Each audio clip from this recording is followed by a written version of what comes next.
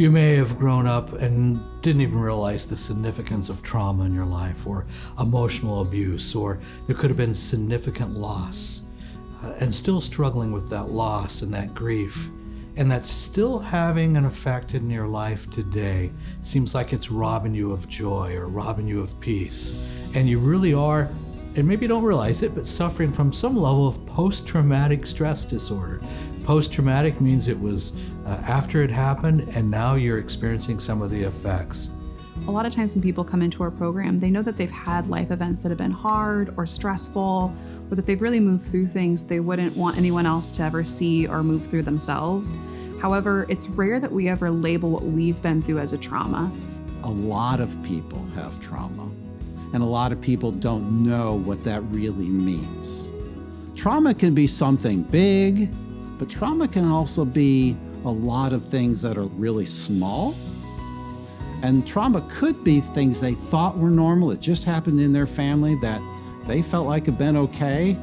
They find out here really isn't, and actually is considered trauma.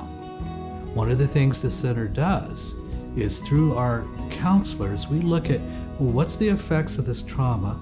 And sometimes we don't even realize that, yeah, I had multiple very significant traumas, and it starts to make sense.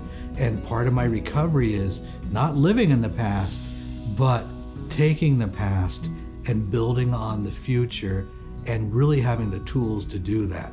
There are so many exciting ways that we can address really healing from the past. There are new tools that have been developed, new things that can be taught. We use DBT. We might use lifespan integration therapy.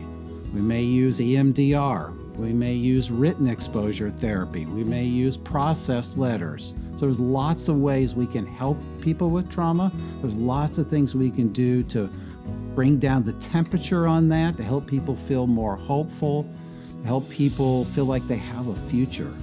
As you work with your team at the center and you're working through the traumas, some of it is understanding how our trauma manifests in our life to this day, but it's also about finding somebody that you can trust to be there with you along that journey. And so you're not alone in your trauma anymore. You're able to name it, walk through it, and unravel some of those stories so you can dismantle what's been lingering, because it was adaptive, but it's not necessarily sustainable.